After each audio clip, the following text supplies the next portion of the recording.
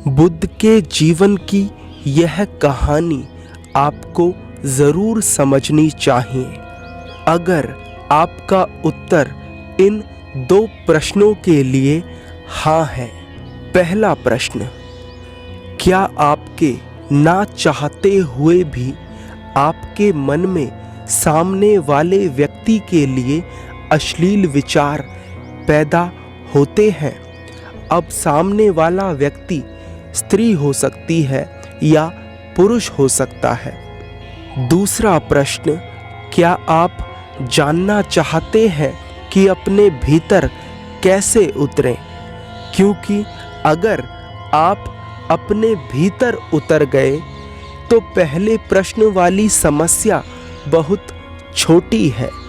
इस तरह की बहुत सारी समस्याएं चुटकियों में खत्म हो जाएंगी। अगर हाँ, तो यह कहानी आपको सिखाएगी, पर उसके लिए आपको इस कहानी को बड़े ध्यान से समझना होगा।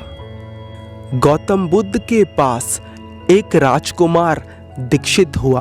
वह बुद्ध का भिक्षु बन गया। सैकड़ों राजकुमार अपने राजपाट को छोड़ बुद्ध के भिक्षु हुए। वह भी उनमें से एक था। उस राजकुमार के भिक्षु बनने के एक दिन बाद ही बुद्ध ने उस राजकुमार को किसी श्राविका के घर भिक्षाटन के लिए भेज दिया। वह भिक्षु उस श्राविका के घर जाते वक्त रास्ते में यह सोचता जा रहा था कि जो भोजन मुझे प्रिय था वह भोजन तो अब शायद ही मुझे कभी मिलेगा। पता नहीं आज कैसा भोजन खाना पड़ेगा। वह भिक्षु उस श्राविका के घर पहुंचता है। श्राविका उस भिक्षु का स्वागत करती है और भोजन के लिए आसन ग्रहण करने को कहती है। वह भिक्षु बैठ जाता है और मन ही मन अपने प्रिय भोजन के बारे में सोचता रहता है। श्राविका रसोई घर में जाती है और उस भिक्षु के लिए भोजन पकाती है। कुछ समय बाद जब वह श्राविका भोजन पकाकर उस भिक्षु को परोसती है तो वह भिक्षु भोजन देखकर दंग रह जाता है, क्योंकि श्राविका ने वही भोजन पकाया है जो उस भिक्षु का प्रीतिकर है। वह भिक्षु बहुत खुश हो उस भोजन को ग्रहण करता है। भोजन करने के बाद वह भिक्षु मन ही मन यह सोचकर निराश होता है कि प्रतिदिन भोजन करने के बाद मुझे कुछ समय विश्राम करने की आदत थी, पर आज तो धूप में चलना पड़ेगा, वापस जाना पड़ेगा। इतने में ही वह श्राविका उस भिक्षु से कुछ समय विश्राम करने का आग्रह करती है। भिक्षु उस श्राविका की बात सुन हैरान होता है, क्योंकि भिक्षु विश्राम के विषय में ही सोच रहा था और उस श्राविका ने विश्राम के लिए ही कह दिया। फिर वह भिक्षु सोचता है, संयोग होगा, इतना क्या सोचना। वह भिक्षु लेटकर विश्राम करने लगता है। लेटे लेटे वह भिक्षु मन ही मन सोचता है कि जब मैं राजकुमार था तो महलों में रहा करता था। अब ना अपना घर है, ना धन है, ना परिवार, यहाँ तक कि मेरे सर पर इस छत का साया भी केवल कुछ देर के लिए है। इतने में ही वह श्राविका आती है और कहती है, भंते ऐसा क्यों सोचते हो कि घर नहीं, परिवार नहीं, धन नहीं, यहाँ तक कि इस छत का साया भी कुछ देर ही रहेगा। तुम जितनी देर चाहो यहाँ रह सकते हो। उस श्राविका के द्वारा इतना सुनते ही वह भिक्षु उठकर खड़ा हो जाता है, क्योंकि अब संयोग मानना कठिन था। अब तो बात साफ थी। वह भिक्षु उस श्राविका से कहता है, मैं बहुत हैरान हूँ, क्या आप मेरे मन के विचारों को पढ़ सकती हो? वह श्राविका उस भिक्षु से कहती है, हाँ निश्चित ही। सबसे पहले मैंने अपने खुद के विचारों को देखना शुरू किया। ये विचार अनगिनत थे, पर मैंने अपना पूरा ध्यान इन विचारों पर केंद्रित किया और ये विचार धीरे धीरे कम होते चले गए, क्योंकि मैं ना तो किसी विचार के पक्ष में होती थी और ना ही विपक्ष में, इसलिए मैं इन्हें देख पा रही थी। और यही कारण है कि इन विचारों की संख्या कम होती चली गई।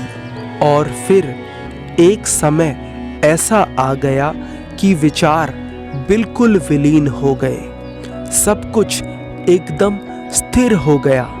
तब से मेरे भीतर व्यर्थ विचार चलते ही नहीं, इसलिए दूसरों के विचार पढ़ लेती हूँ। वह भिक्षु तो उस श्राविका की बात सुन घबरा जाता है और उस श्राविका से लौटने के लिए आज्ञा मांगता है। वह श्राविका उस भिक्षु से पूछती है, इतने घबरा क्यों रहे हो, क्या हुआ? पर वह भिक्षु उस श्राविका को कोई उत्तर नहीं देता और दौड़कर बुद्ध के पास पहुंचता है। बुद्ध के पास पहुंचकर बुद्ध से कहता है, क्षमा कीजिए बुद्ध, पर मैं अब वहां भिक्षाटन के लिए दोबारा नहीं जाऊंगा। बुद्ध उस भिक्षु से पूछते हैं, क्या हुआ, कोई गलती हो गई? क्या उस श्राविका से कोई भूल हो गई? वह भिक्षु बुद्ध से कहता है, नहीं, कोई गलती नहीं हुई। वहां मेरा बहुत आदर सम्मान हुआ, लेकिन वह युवती दूसरों के मन के विचारों को पढ़ लेती है। यह तो बड़ी खतरनाक बात है, क्योंकि वह स्त्री सुंदर थी, इसलिए उसे देखकर मेरे मन में तो काम वासना भी उठी थी, तरह तरह के विकार भी उठे थे। उस स्त्री ने वे सब भी पढ़ लिए होंगे। भला वह स्त्री मेरे बारे में क्या सोच रही होगी? अब मैं उस स्त्री के सामने भला दोबारा कैसे जा सकूंगा? उसे अपना चेहरा कैसे दिखा सकूंगा? अब मैंने तय कर लिया है, मैं वहां नहीं जाऊंगा। बुद्ध कृपा कर आप मुझे क्षमा कर दें। बुद्ध कहते हैं, वहीं जाना पड़ेगा। अगर इसी तरह से हार कर क्षमा मांगनी थी तो भिक्षु क्यों बने? बुद्ध कहते हैं, अब तो रोज तुम्हें भिक्षाटन के लिए वहीं जाना होगा। जब तक मैं तुम्हें नहीं रोकूंगा तब तक तुम नहीं रुकोगे। यही तुम्हारी साधना है। लेकिन ध्यान रहे, होशपूर्ण जाना, जागे हुए जाना। यह देखते हुए जाना कि भीतर कौन से विचार उठ रहे हैं। बिना किसी विचार को सही या गलत ठहराए, बिना किसी विचार से लड़े, बस उन्हें देखना, होशपूर्ण देखना, पूरी जागरूकता के साथ देखना।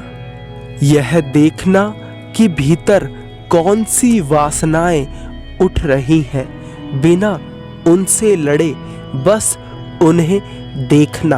अगले दिन वह भिक्षु उस श्राविका के घर भिक्षाटन के लिए जाने लगता है। वह बहुत घबराया हुआ होता है और इसके साथ आज पहली बार वह भीतर जागा हुआ होता है। वह भिक्षु अपने भीतर उठ रहे विचारों को देख रहा होता है। आज पहली बार वह भिक्षु रास्ते पर जागा हुआ चल रहा है। रास्ते में आने वाला हर एक पेड़ पौधा, हर एक कंकड़ पत्थर उसकी नजरों से गुजर रहे होते हैं। जैसे जैसे उस श्राविका का घर करीब आ रहा था, उस भिक्षु का होश बढ़ रहा था।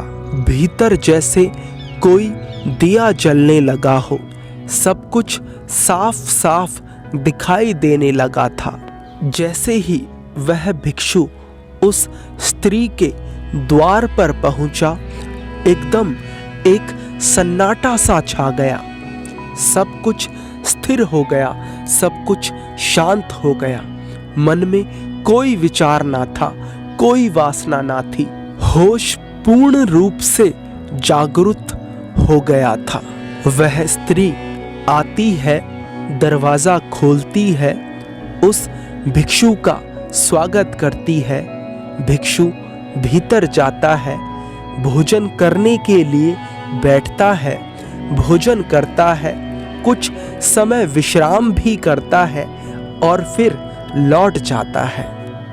पिछली बार निराश, हताश, दुखी लौटा था। इस बार नाचता हुआ आता है। आकर बुद्ध के चरणों में गिर पड़ता है और कहता है, अद्भुत घटना घटी बुद्ध, जीवन रूपांतरित हो गया। बुद्ध मुस्कुराते हैं और कहते हैं, इसीलिए वहां भेजा था। अब वहां जाने की कोई जरूरत नहीं। अब तुम्हारा विवेक जाग चुका है।